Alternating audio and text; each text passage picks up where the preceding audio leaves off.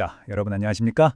이번 기업 분석 해설에서는 감정이나 막연한 기대감을 완전히 배제하고 오직 철저한 데이터와 수치에만 기반해서 한 기업을 해부해 보겠습니다. 오늘 살펴볼 곳은 코스닥 상장사 K&J, 종목 코드 27110입니다. 오로지 공식적인 사업 내용과 확인된 실적 데이터, 그리고 객관적인 공시 자료만 가지고 차분하고 정확하게 이 기업의 현재 상황을 짚어보겠습니다. 오늘 다룰 핵심 안건들입니다. 기업 소개부터 시작해서 핵심 제품, 주요 재무 실적, 대규모 시설 투자, 리스크 요인, 그리고 마지막 결론까지 총 6가지 파트로 빠르게 핵심만 훑어보겠습니다. 그럼 바로 1장, 기업 소개와 전략적 피벗에 대해 살펴보죠. 원래 K&J는 정밀 장비를 다루는 제조기업이었거든요. 그런데 지금은 완전히 달라졌습니다. 완벽하게 반도체 공정용 핵심 소재 및 부품 기업으로 탈바꿈했죠. 회사가 가진 뛰어난 고순도 소재 기술과 정밀 가공 능력을 무기로 내세워서 이제는 일회성 납품으로 끝나는 장비가 아니라 꾸준히 반복적으로 교체 수요가 발생하는 소모성 부품 쪽으로 역량을 집중하고 있습니다. 이런 흐름은 회사 연역을 보면 아주 명확하게 드러납니다. 2005년에 설립돼서 2010년에 일찌감치 반도체용 CIC 제품군에 발을 들였죠. 그리고 여기서 우리가 눈여겨봐야 할 가장 핵심적인 데이터 포인트는 바로 2024년 9월입니다. 이때 K&J가 기존에 하던 디스플레이 장비 사업을 과감하게 중단해버립니다. 왜 그랬을까요? 수익성이 훨씬 높은 반도체 시각 공정용 소모성 부품, 그리고 새로운 전장 부품 사업에 회사의 모든 리소스를 올인하기 위한 말 그대로 뼈를 깎는 선택과 집중이었던 겁니다. 이어서 2장, 회사의 현재 현금 창출원인 핵심 제품과 신성장 동력을 보겠습니다. K&J의 주력 제품은 단연 CVD-CIC 포커스링입니다. 쉽게 말해 반도체 제조 과정 중에 웨이퍼를 깎아내는 시각 공정이 있는데요. 여기서 플라즈마를 한 곳으로 모아주고 웨이퍼 가장자리를 보호해주는 아주 핵심적인 소모성 부품입니다. 특히 이게 기존 실리콘 부품하고 비교하면 내 화학성이나 내 마모성이 월등하게 뛰어나거든요. 그래서 극한의 고출력 플라즈마 환경에서도 교체 주기를 확 늘려주는 그야말로 고부가 가치 제품이라고 보시면 됩니다. 매출 구조를 수치로 뜯어보면 캐시카우와 신성장 동력이 아주 선명하게 나뉩니다.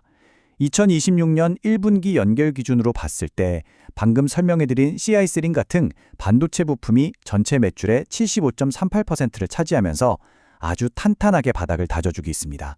그리고 동시에 새롭게 키우고 있는 자동차나 스마트 기기용 FPCB 부품이 매출의 22.02%까지 쑥 올라오면서 회사의 새로운 기둥 역할을 톡톡히 해내고 있죠. 사실 이 FPCB 사업 매출 비중이 이렇게 올라온 건 2025년 말에 관련 기업들을 연결 실체로 편입시키면서 수직 계열화를 완성해낸 결과물입니다. 차량용 디스플레이, 센서 모듈, 그리고 배터리 관리 시스템에 들어가는 자동차 전장용 부품 시장을 아주 적극적으로 겨냥한 거죠.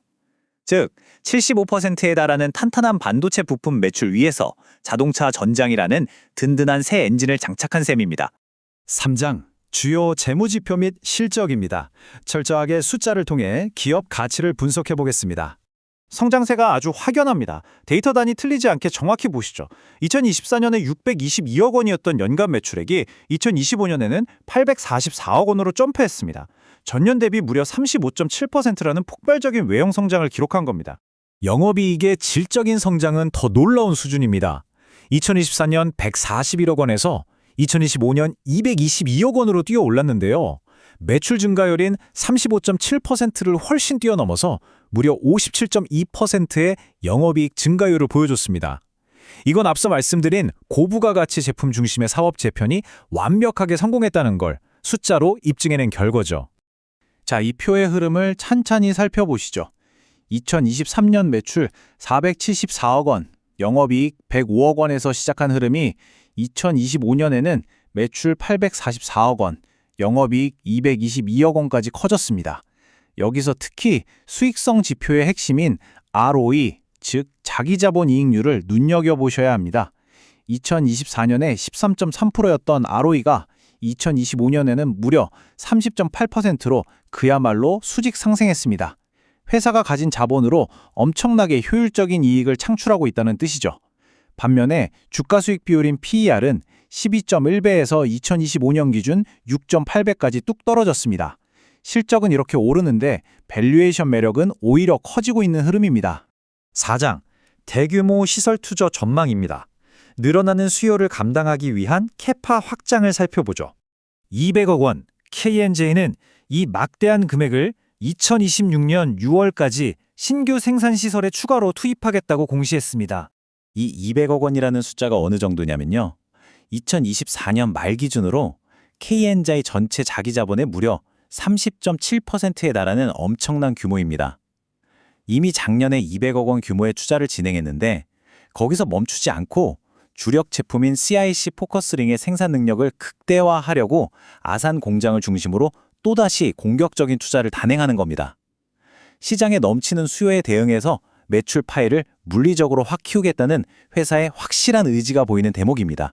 5장, 핵심 변수 및 리스크 요인입니다. 숫자 뒤에 숨은 현실적인 과제들을 객관적으로 점검해 보겠습니다. 리포트에서 언급된 본원적인 리스크는 크게 두 가지입니다. 첫째로 이 반도체 부품 사업이라는 게 철저한 수주 생산 기반입니다. 그러니까 다양한 고객사들의 그 까다롭고 세밀한 맞춤형 사양 요구에 회사가 얼마나 빠르고 정확하게 대응해내느냐가 관건이죠. 둘째는 기술 난이도입니다. 이게 고순도 CVD 증착 방식이다 보니까 불량률 없이 일관된 생산 수율을 유지하는 게 상당히 어렵습니다. 이 수율 관리가 향후 장기 수익성을 결정지을 절대적인 변수입니다. 실제로 가장 최근 실적 데이터를 보면 이런 현실적인 리스크가 수치로도 일부 드러납니다.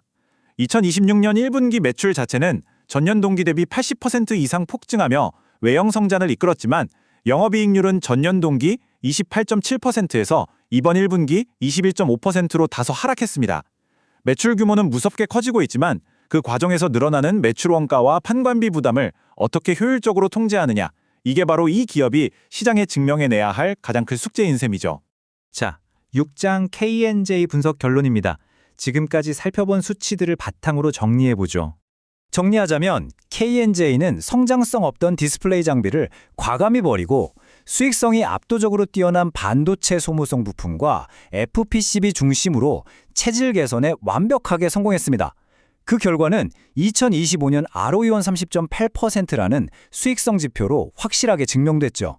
게다가 여기서 안주하지 않고 2026년 6월까지 자기 자본의 30%에 달하는 200억 원 규모의 대규모 CAPX를 단행하면서 미래의 매출 사이즈를 공격적으로 키워나가고 있습니다.